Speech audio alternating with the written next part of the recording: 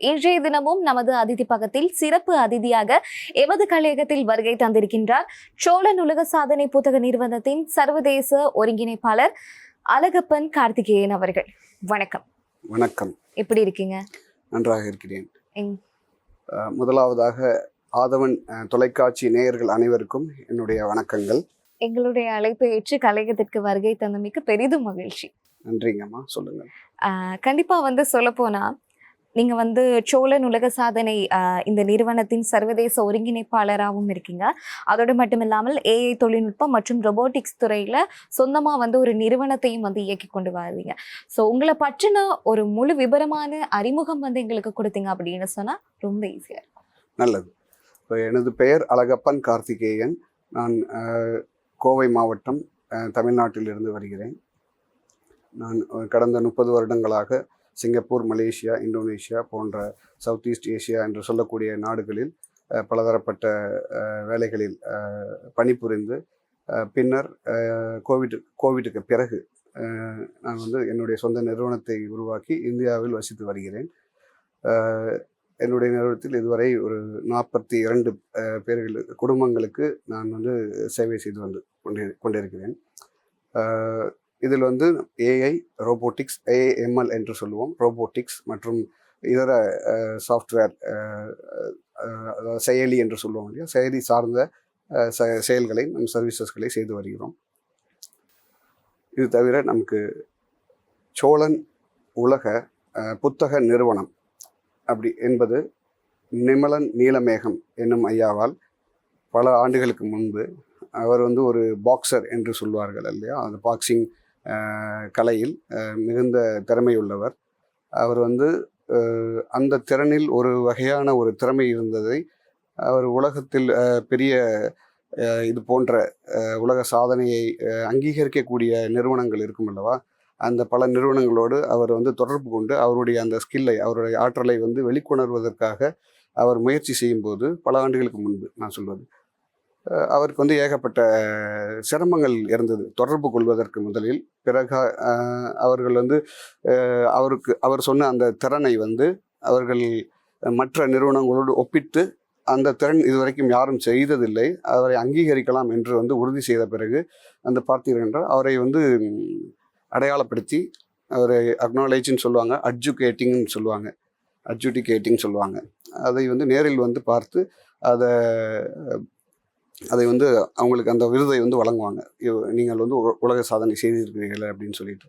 அப்போது அந்த நாட்டிலிருந்து வேறு நாடுகளில் இருக்கக்கூடிய அந்த நிறுவனங்கள் அவரை இந்தியாவில் சந்தித்து அவரை அந்த விருதை வழங்குவதற்காக அவர்கள் கேட்ட தொகை, அந்த நேரம் இதெல்லாம் ரொம்ப அதிகமாக இருந்ததால், ஸோ இவர் என்ன செய்தார் என்றால், ஏன் இதே மாதிரி ஒரு நிறுவனத்தை நாம் ஏன் துவங்கக்கூடாது, நம்மை போன்ற திறமை உள்ளவர்கள் பணம் அதிகமாக செலவு செய்யாமலேயே இந்த ஸ்கில்களை வெளி உலகத்துக்கு கொணர்வதற்கு என்ன வழிமுறை என்று பார்த்து யோசித்து அதை சட்டப்படி என்ன வழிமுறையோ அதை சேகரித்து ஆராய்ந்து இந்த நிறுவனத்தை உருவாக்கினார்.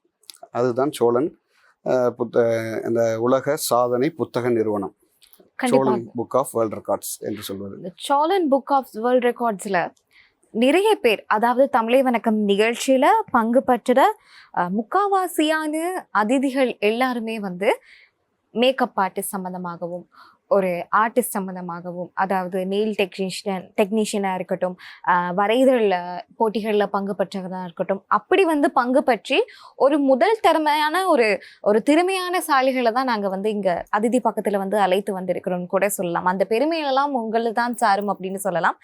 இந்த நிறுவனத்தினூடாக மக்களுக்கு சொல்லக்கூடிய கருத்து என்ன? நிறைய எல்லா மனிதருக்குள்ளேயுமே ஒவ்வொரு திறமைகள் இருக்கு. அந்த திறனை கண்டுபிடிச்சு உலகுக்கு பறைசாற்றுறது அப்படிங்கிறது ஒரு பெரிய விடயம்.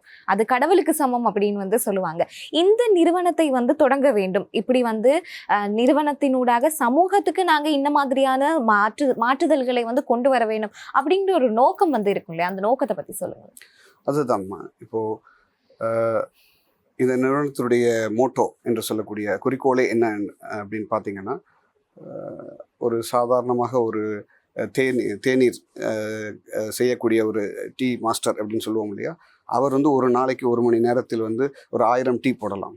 அது கூட ஒரு திறமை தானே. ஸோ அந்த மாதிரி எந்த ஒரு சிறு திறமையாக இருந்தாலும் சரி, இப்போ பெரிய நிறுவனங்கள் வந்து பார்த்தீங்கன்னா இது போன்ற விஷயங்களை அங்கீகரிப்பதே இல்லை, அந்த லிஸ்ட்லேயே இல்லை. ஆனால் நாம் வந்து என்ன பண்ணுறோம், ஒரு சிறு தொழிலாக இருந்தாலும் சரி, சின்ன திறமையாக இருந்தாலும் சரி, அதை வந்து அங்கீகரிப்பதற்கு அவர்களுக்கு உண்மையிலேயே அந்த அந்த ஒரு அவர் செய்யக்கூடிய செயலிலும் ஆற்றலிலும் அவருடைய தொழிலிலும் சரி ஒரு திறன் இருக்குதுன்னா அதை வெளிக்கொணர்வதற்கு நம்ம என்ன வழிமுறையோ அதை நம்ம அவங்களுக்கு செய்து கொடுக்குறோம். அதை வந்து அங்கீகரிக்கிறோம்.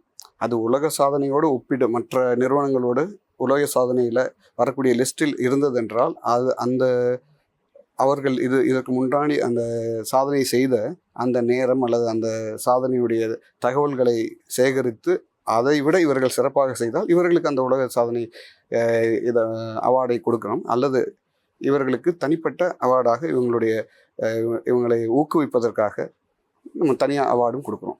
உலக சாதனை அவார்டும் இருக்குது, அதை வந்து ரெக்கார்டு என்று சொல்லுவோம். அதையும் பதிவு செய்கிறோம்.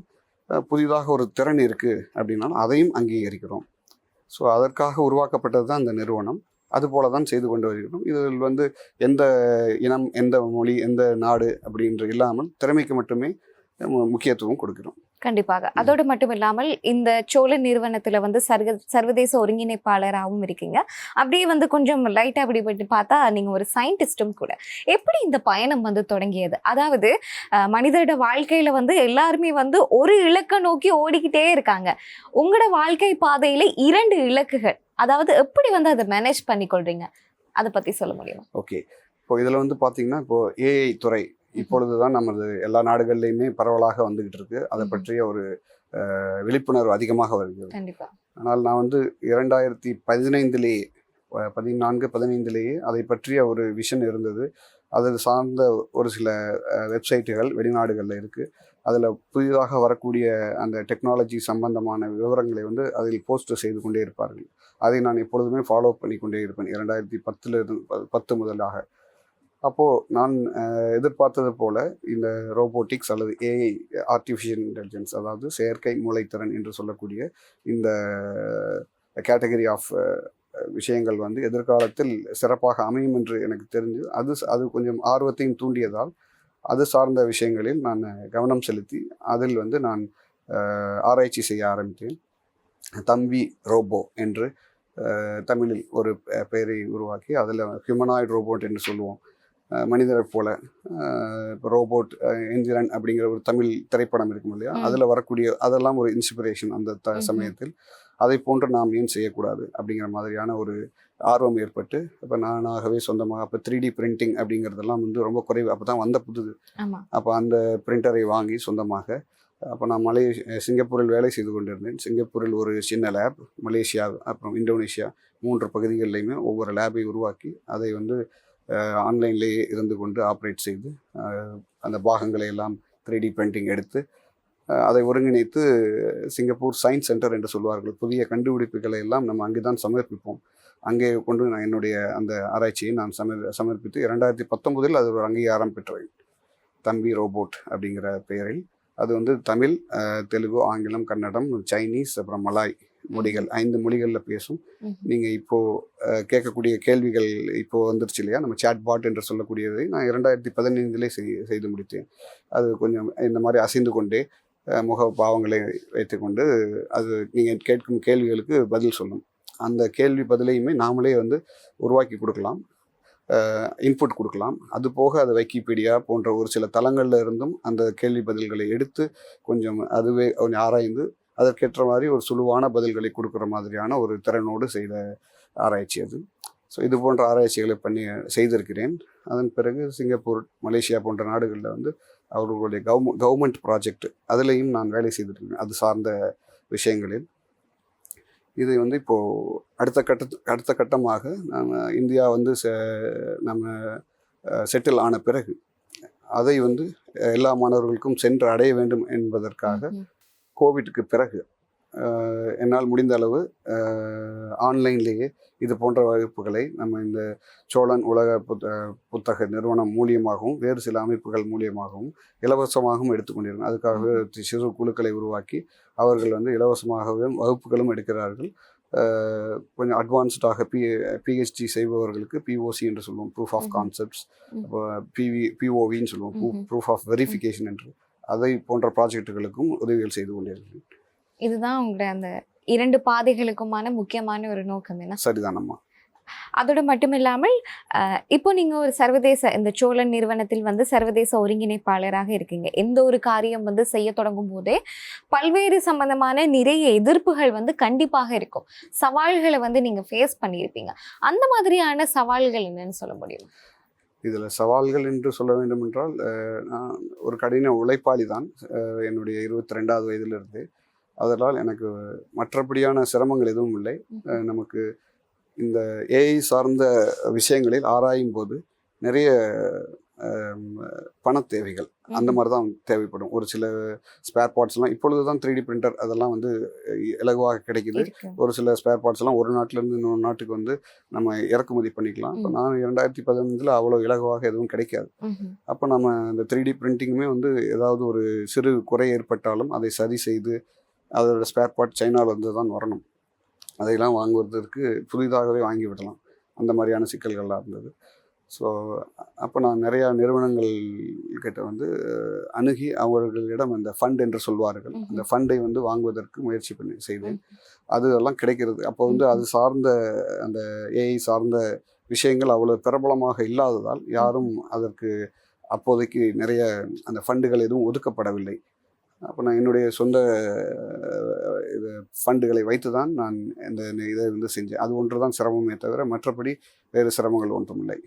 கண்டிப்பாக. அதோடு மட்டும் இல்லாமல் ஏஐ தொழில்நுட்பம் அப்படிங்கிறது இப்போ உள்ள காலகட்டத்தில் இளைஞர்களுக்கும் சரி எல்லாருக்குமே வந்து ரொம்ப ஈஸியான ஒரு விடயமாக இருக்கு. அதோடு மட்டும் இல்லாமல் தற்சமயம் தானாகவே வந்து யோசிக்கக்கூடிய ஒரு விடயங்களை வந்து நாங்கள் ஏஐ தொழில்நுட்பம் மூலமாக வந்து சர்ச் பண்ணோம் அப்படின்னு சொன்னால் அவங்களுக்கான ஒரு பதில் வந்து கிடைக்கும் அப்படிங்கிற ஒரு முன்னிணைப்பு வந்து இருக்கு அப்படின்னு கூட சொல்லலாம்.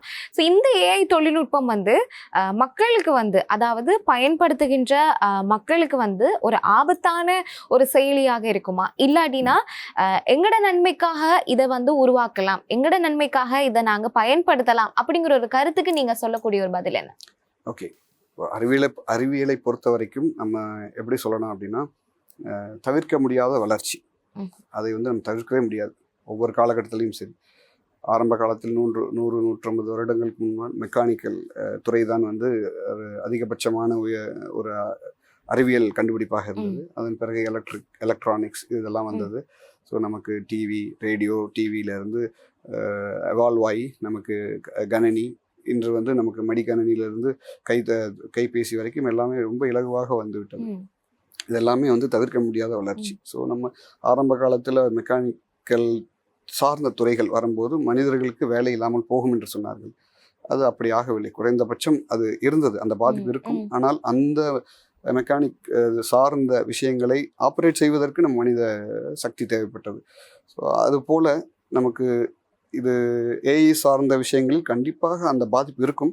ஆனால் அதையும் நம்ம ஆப்ரேட் செய்வதற்கோ கண்ட்ரோல் செய்வதற்கோ உண்டான ஒரு தொழில்நுட்பம் உருவாகிவிடும். அது சார்ந்து யாரெல்லாம் அந்த ஸ்கில்லை வளர்த்து கொள்கிறார்களோ அவர்களுக்கு கண்டிப்பாக வேலை இருக்கும். ஏன்னா எதிர்காலத்தில் அதுதான் வரப்போகுது. எல்லோரும் முதலாளியாக இருக்கணும்னு விருப்பப்படுவாங்க. அப்போது எல்லோரும் முதலாளியாக இருக்க முடியாது தானே. அப்போ அவர்கள் அந்த ஆட்டோமேஷன் என்றும் அல்லது செயற்கை மூளைத்திறன் என்றும் சொல்லக்கூடிய அந்த விஷயங்களில் அவர்கள் செய்யக்கூடிய அந்த ஆட்டோமேஷன்களை பயன்படுத்தி நிறைய வேலைகளை, நிறைய பேர் செய்ய வேண்டிய வேலைகளை குறைக்கலாமே தவிர மனிதனுடைய சக்தி இல்லாமல் செய்ய இயலவே இல்லை. அது ஒரு விஷயம் இருக்கு.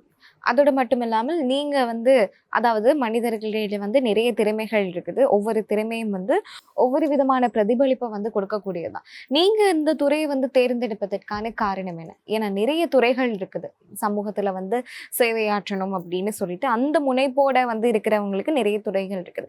இந்த துறையை நான் கண்டிப்பாக தேர்ந்தெடுத்தா வாழ்க்கையில் நான் வந்து வெற்றி பெறுவேன் அப்படிங்கிற ஒரு முன்னெடுப்பு எப்படி வந்துச்சுன்னு சொல்லலாம். ஓகே, இந்த முன்னெடுப்பு வந்து உண்மையிலே என்னுடைய சுயநலமாகவும் சொல்லலாம். சொல்லலாம். எப்படின்னு பார்த்தீங்கன்னா, ஆரம்ப காலத்தில் நம்ம கல்லூரி முடித்த பிறகு நிறைய சிரமங்களுக்கு உட்படுத்தி வாழ்ந்து கொண்டிருந்தேன். அப்போது நமக்கு அந்த Y2K என்று சொல்வார்கள்.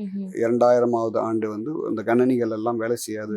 அதற்கு தனியாக ஒரு படிப்பு, அதற்கு தனியாக ஒரு ஸ்கில்லை வளர்த்து கொள்பவர்கள் மட்டும்தான் வந்து அப்போ நிறைய வேலைவாய்ப்பு இருந்தது. அந்த ஒரு காலகட்டத்தில் நான் இந்தியாவிலிருந்து அந்த ஸ்கில்களை வளர்த்து கொண்டு சிங்கப்பூர், மலேசியா போன்ற நாடுகளில் சென்று நான் வேலை செய்தேன். அப்போது தான் என்னுடைய இந்த கணினி சார்ந்த டெக்னாலஜி சார்ந்த அறிவை வந்து நிறையாக வளர்த்து கொள்ள வேண்டும். அது நமக்கு பொருளாதாரத்திலும் உதவியாக இருக்கிறது அப்படிங்கிறதை தெரிந்து கொண்டு பின்னர் கொஞ்சம் தன்னிறைவு ஏற்பட்ட பிறகுதான் நான் மற்றவர்களுக்கு உதவி செய்யணும் அப்படிங்கிற அந்த மனப்பான்மை எனக்குள் அந்த துளிர்ந்தது. அதை வளர்த்து கொண்டு என்னால் முடிந்தது வரைக்கும் செய்து கொண்டிருக்கிறேன். அதோடு மட்டும் இல்லாமல் எல்லா மனிதர்களுக்கும் வந்து இந்த கல்வி அறிவு அப்படிங்கிறது வந்து எவ்வளோ முக்கியமானதோ அதே மாதிரி ஆக்க அறிவும் வந்து ஆக்கத்திறன் அறிவும் வந்து இருக்கணும் வந்து சொல்லுவாங்க. உங்களோட பாயிண்ட் ஆஃப் வியூலேருந்து சொல்லும் போது கல்வி அறிவும் வந்து அதிக அளவில் வந்து முக்கியமானதா, இல்லாட்டினா எக்ஸ்ட்ரா கரிக்குலர் ஆக்டிவிட்டீஸ்ன்னு வந்து சொல்லுவாங்க, அந்த அறிவு வந்து முக்கியமானதான்னு நீங்கள் சொல்ல முடியும்? ஓகே, இப்போ கல்வி அறிவு வந்து கண்டிப்பாக வந்து அடிப்படை கல்வி நமக்கு இருக்க வேண்டும். அது அது அது இருந்தால்தான் நமக்கு வந்து புதிதாக நீங்கள் நாளைக்கு எதை வந்து ஒரு ஸ்கில்லை வந்து அதிகமாக வளர்த்து கொள்ள வேண்டுமோ அது எல்லாமே நமக்கு வந்து லைப்ரரிகளில் தான் இருக்குது. அதாவது புத்தக சாலைகளில் தான் இருக்குது. ஸோ அப்போ அந்த புத்தக சாலைகள் எதிர்காலத்தில் வந்து என்னமாக மாறிவிடும் என்றால் டிஜிட்டல் டிக்ஷனரிகளாக டிஜிட்டல் புத்தகங்களாக மாறிவிடும். அப்போ எப்படி பார்த்தாலும் நீங்கள் வந்து அந்த அடிப்படை அந்த எடுத்து படிக்கக்கூடிய அளவுக்காவது நமக்கு வந்து கல்வி அறிவு தேவைதானே. ஸோ அதை கண்டிப்பாக வளர்த்து கொள்ள வேண்டும். அதற்கு பிறகு உங்கள் ஆற்றல் சார்ந்த விஷயங்களை அதிகமாக வளர்த்து கொள்ளலாம்.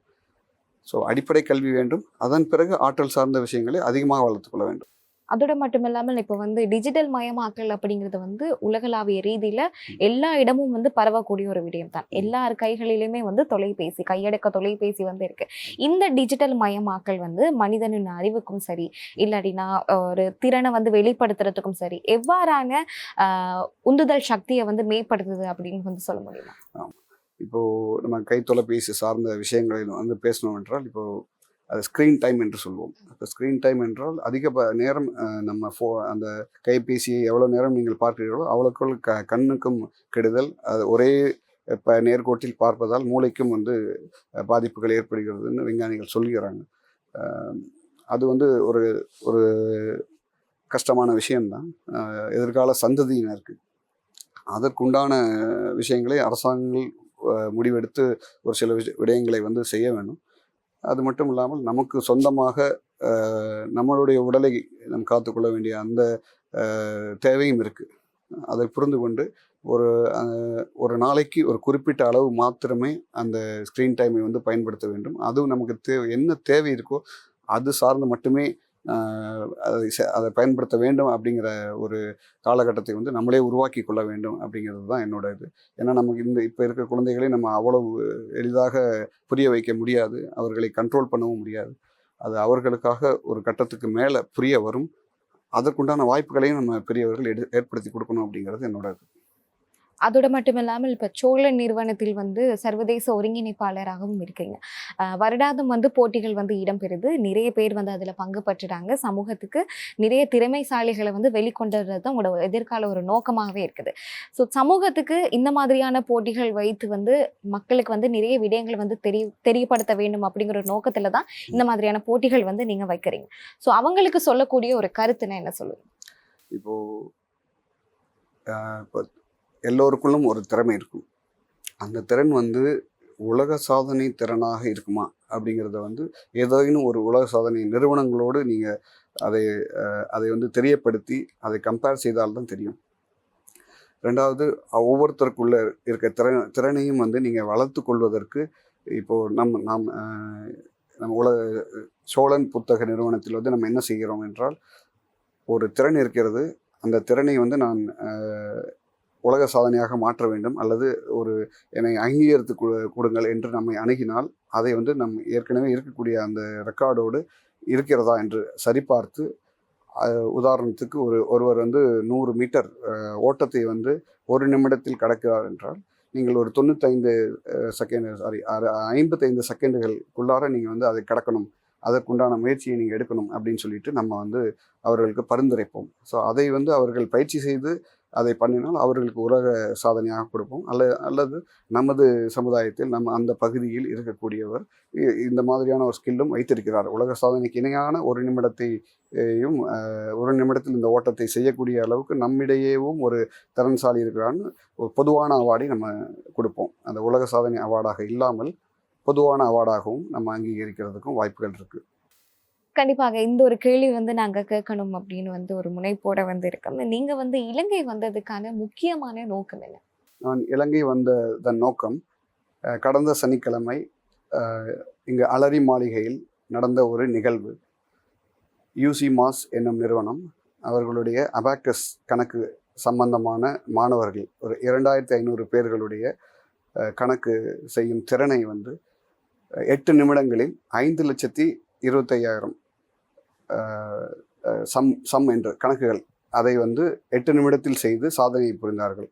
அவர்களை நாம் விட்னஸ் செய்து அந்த சாதனையை வந்து அங்கீகரித்து அவர்களுக்கு அந்த உலக சாதனை புத்தகத்தில் இடம்பெறுவதற்காக அதை அட்ஜுகேட் செய்ய நான் வந்திருந்தேன். இதுதான் என்னுடைய நோக்கம் இப்போ தற்போதைய பயணம். அதோட மட்டுமில்லாமல் உங்களோட ப்ரொஃபஷனல், அதாவது உங்களோட ஐடி துறை, ரோபோட்டிக்ஸ் துறையில் இளைஞர்களுக்கு சொல்லக்கூடிய ஒரு கருத்து, பாரிய பங்களிப்புனா எதுன்னு சொல்லுவீங்க?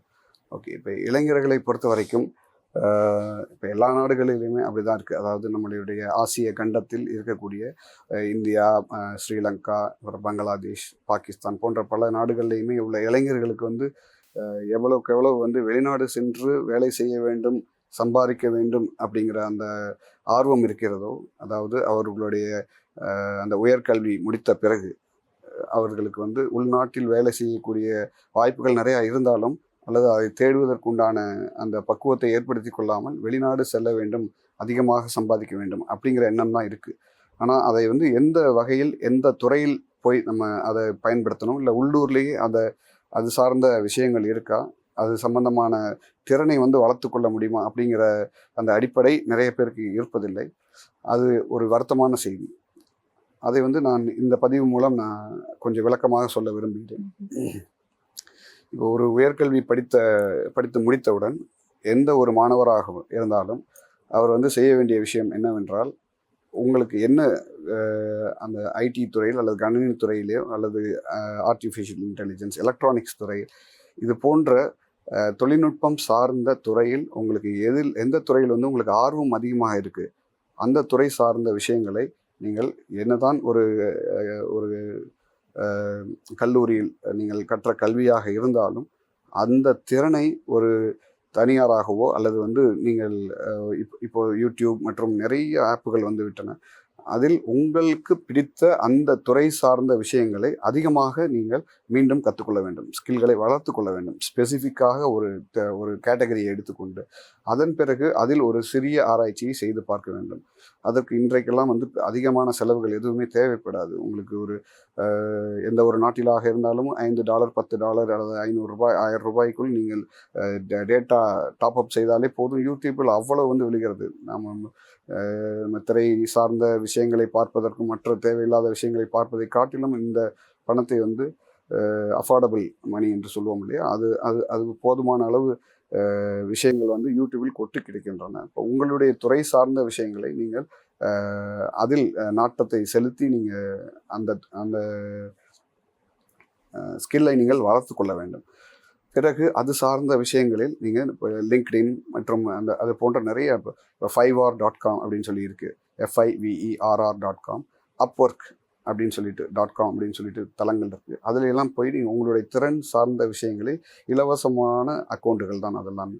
அதில் நீங்கள் வந்து ஃபேஸ்புக் அக்கௌண்ட் அல்லது நீங்கள் இன்ஸ்டாகிராம் அக்கௌண்ட் ஓப்பன் செய்வது போல் fiverr.com அல்லது upwork.com, freelancer.com அது போன்ற தளங்களில் நீங்கள் போய் இலவசமான ஒரு அக்கௌண்ட்டை ஓப்பன் செய்து அதில் வந்து உங்களுடைய ஸ்கில்கள் என்னென்ன தெரியும், உங்களுக்கு உங்கள் திறன் சார்ந்த விஷயங்கள் எல்லாம், எனக்கு இந்த திறன் தெரியும், இந்த திறமை இருக்கிறது, இந்த வேலை செய்ய முடியும் என்று நீங்கள் உங்களுடைய சொந்த ப்ரொஃபைலை அப்டேட் செய்தாலே உலகம் முழுவதும் அது உங்கள் திறன் சார்ந்த விஷயங்கள் வெளிப்படும்.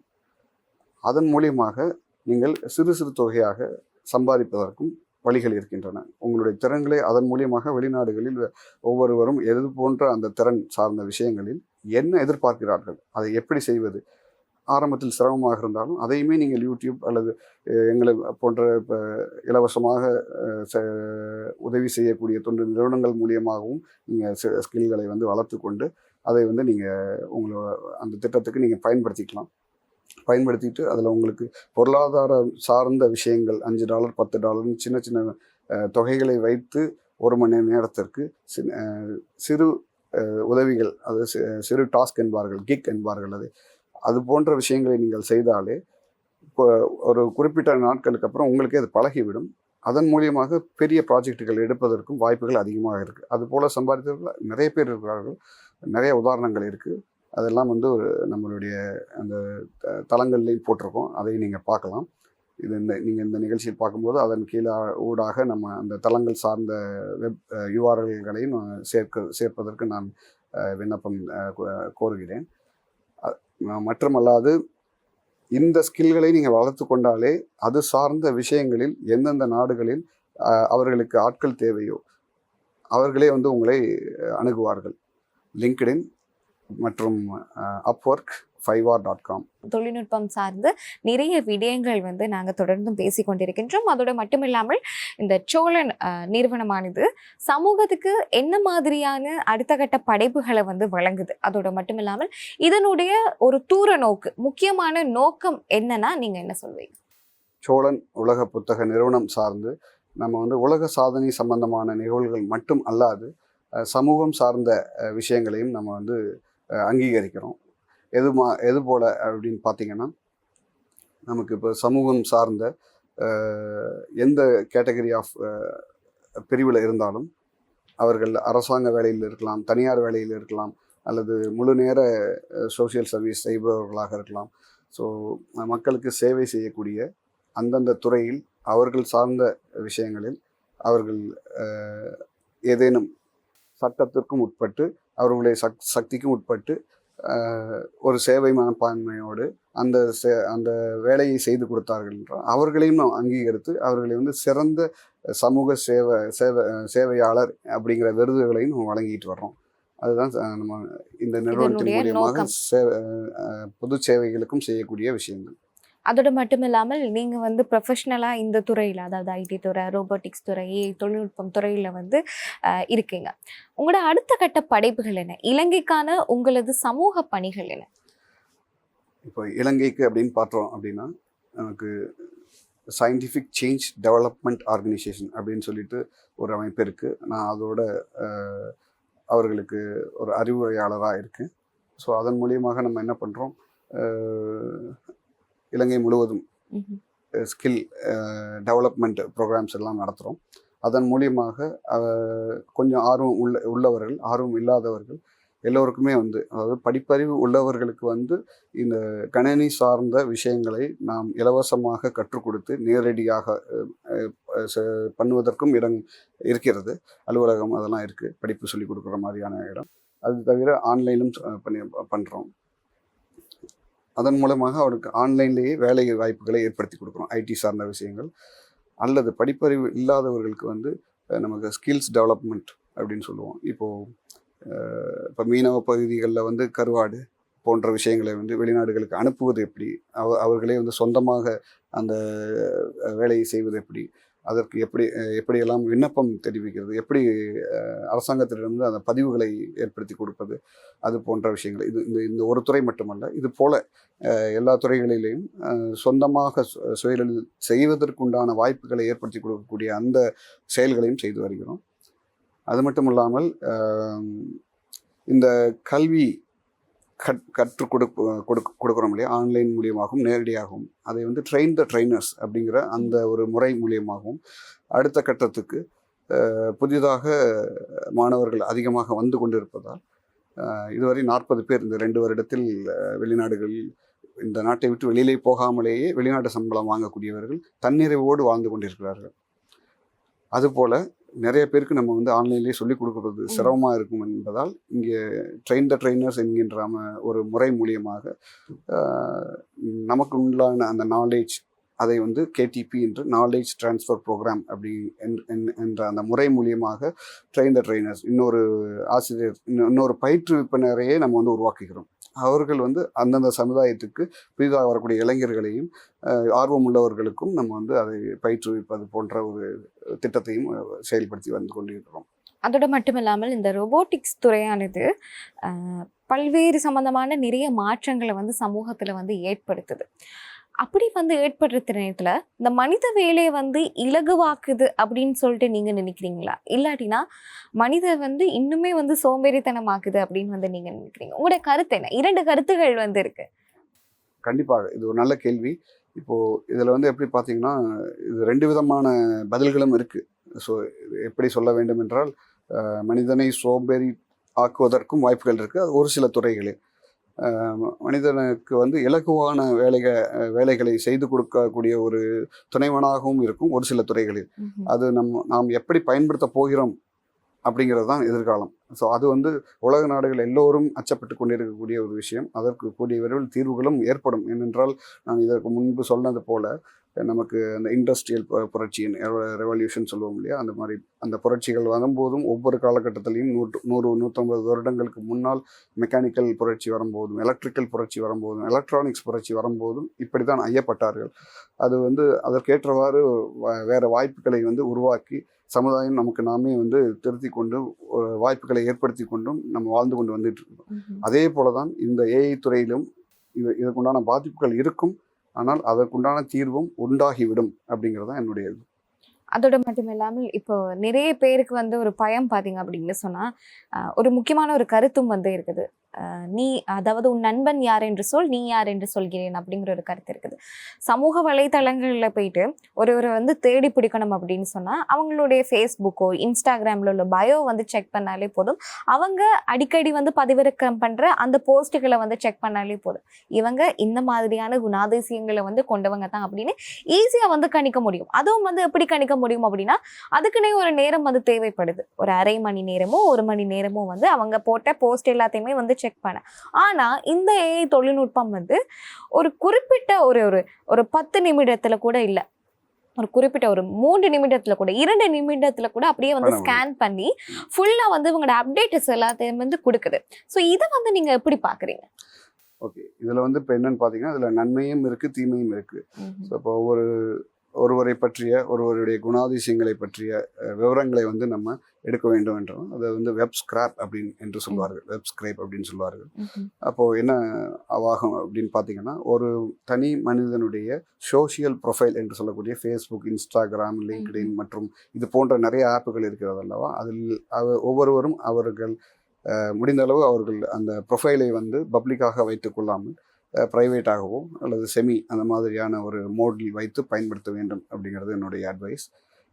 எதனால் அப்படின்னு பார்த்தீங்கன்னா, பப்ளிக்காக எல்லா போஸ்ட்டுகளையும் போட்டு அதை பப்ளிக் ப்ரொஃபைலாக வைத்து கொண்டிருந்தால் நீங்கள் என்னென்ன இன்றைக்கு எங்கே போனாலும் நான் ரோட்டில் போகிறேன், நான் இங்கு போகிறேன், நான் அங்கு போகிறேன், சாப்பிட போகிறேன் என்று ஒரு சாதாரணமாக எல்லா சிறு சிறு விஜயங்களை கூட இன்றைக்கு ஒரு போஸ்ட்டுகளாக போடக்கூடிய ஒரு கலாச்சாரமாக இருக்கிறது. அப்படி பார்க்கும்போது ஒரு தனி மனிதனுடைய அந்தரங்கம் வந்து நிறைய நேரம் வந்து எக்ஸ்போஸ் செய்யப்படுகிறது.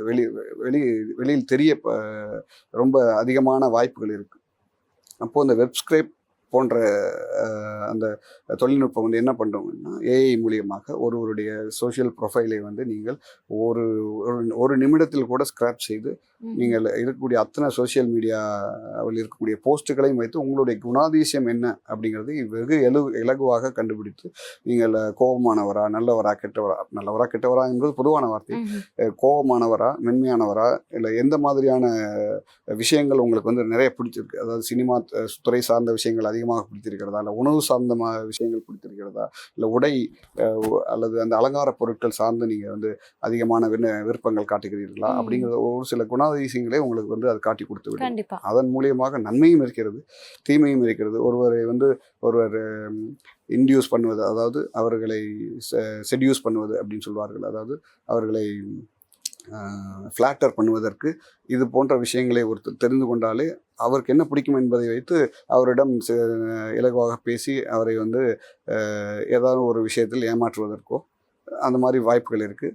அதில் நன்மையும் இருக்குது, தீமையும் இருக்குது. முடிந்த அளவுக்கு வந்து அந்த சோஷியல் ப்ரொஃபைல்களை பப்ளிக்காக வைக்காமல் உங்களுடைய வட்டத்துக்குள் வைத்துக்கொள்ளும் மாதிரி பார்த்துக்கொள்ள வேண்டும் ஒரு விஷயம்.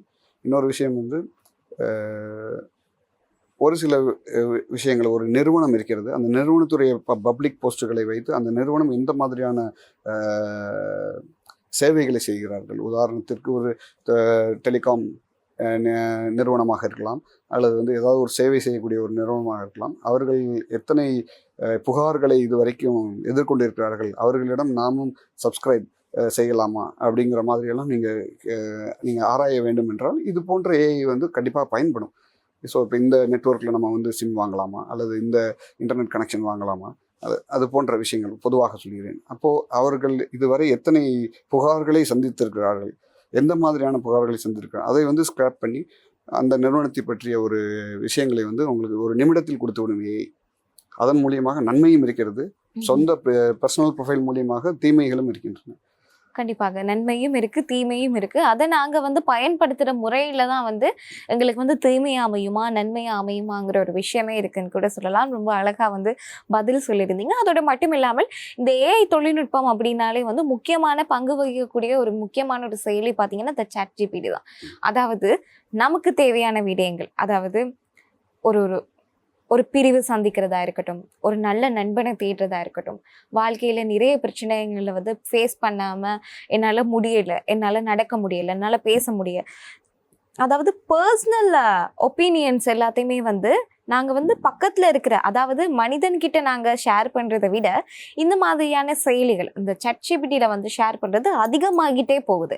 குறிப்பாக சொல்லப்போனால் சமூக வலைத்தளங்களில் அதிகமான பதிவிறக்கங்கள், அதாவது அந்த பதிவுகளை பார்த்தாலே விளங்கும் ChatGPTயை வந்து இந்த கல்யாணம் பண்ணுற மாதிரியே ஒரு விஷயம் எல்லாம் வந்து வந்த மாதிரியே இருக்குது. ஏன்னா எங்களுக்கு மற்றவங்களுக்கு தெரியதை விட, அதாவது பெற்றோர்களுக்கோ கூட பிறந்தவங்களுக்கு தெரியதை விட உங்களை பற்றின ஒரு முழுமையான ஒரு அறிமுகம், நீங்க அடுத்து என்ன பண்ண போறீங்க அப்படிங்கிற ஒரு அறிமுகம் கூட ChatGPTக்கு வந்து தெரியும் அப்படின்னு கூட சொல்லலாம். இதை வந்து நீங்க எப்படி பாக்குறீங்க?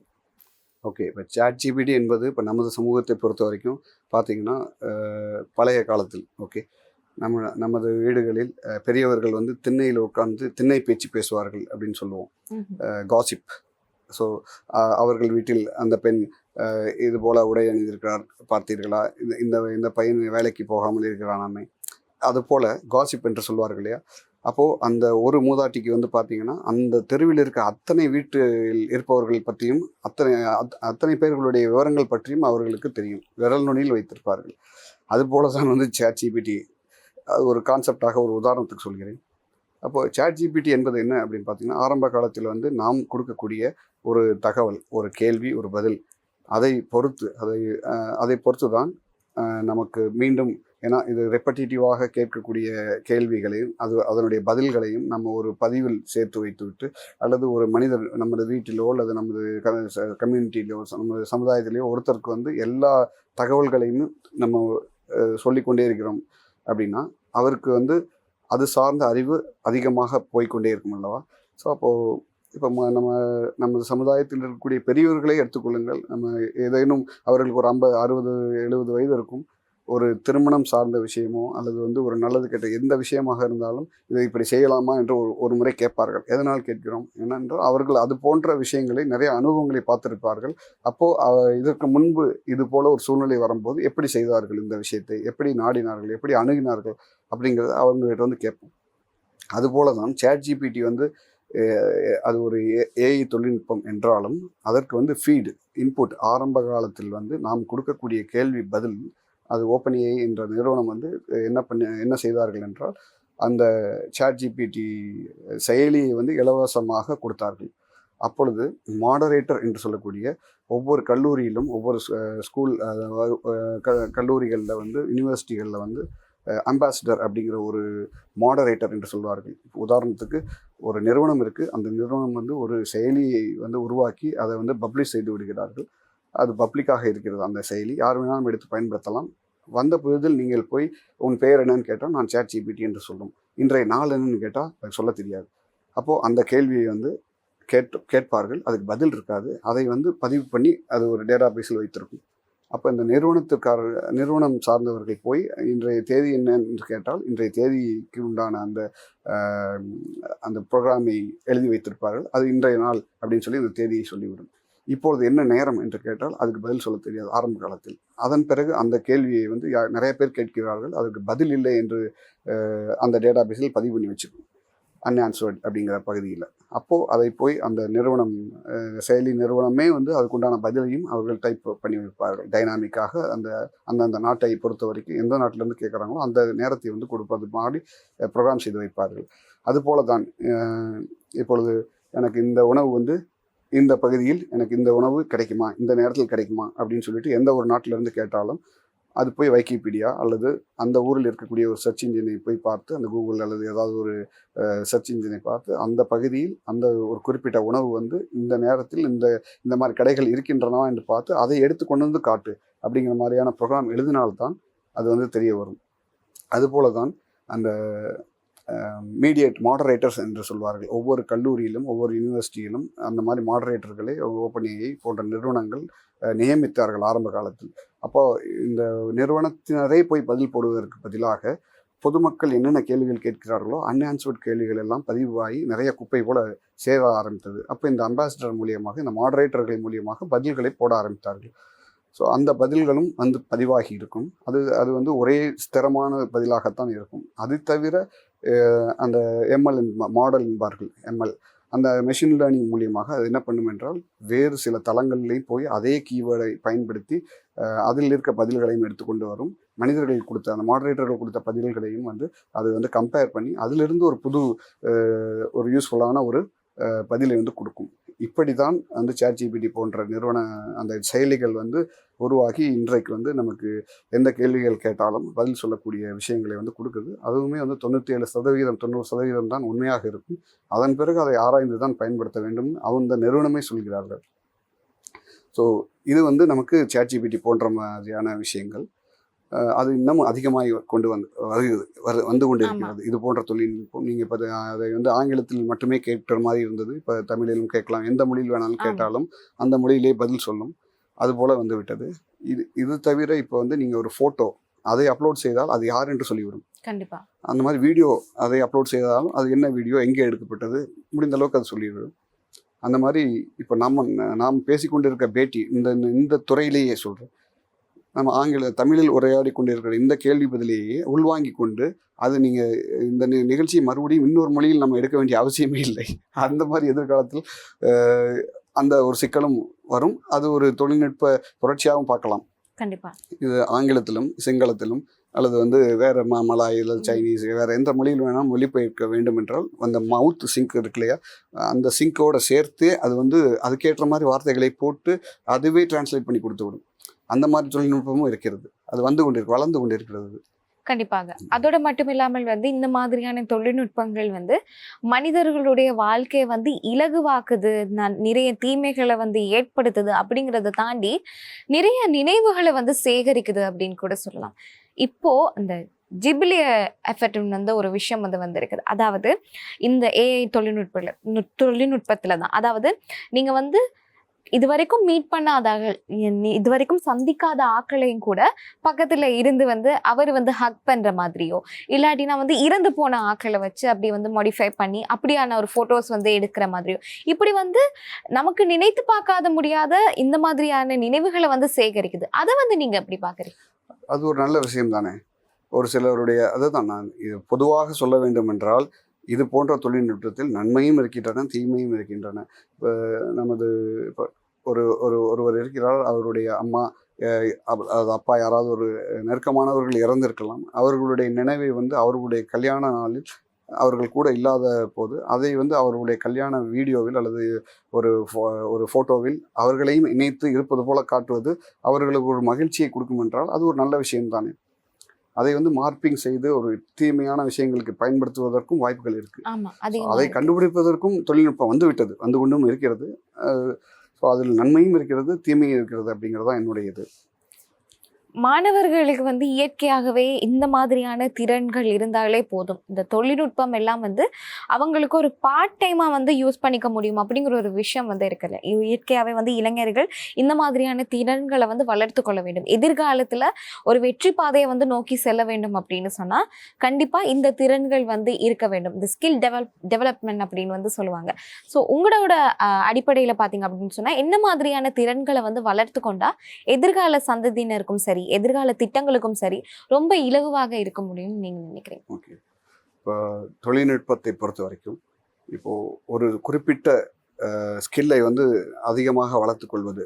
உதாரணத்துக்கு ஐடி அப்படிங்கிறது வந்து ஆரம்ப காலத்தில் வந்து ஐடி மாத்திரமே ஒரு தனி துறையாக இருந்து அதை மட்டுமே நம்ம வந்து கற்றுக்கொண்டு அது சார்ந்த வேலைகளை மட்டுமே செய்து கொண்டிருந்தோம்.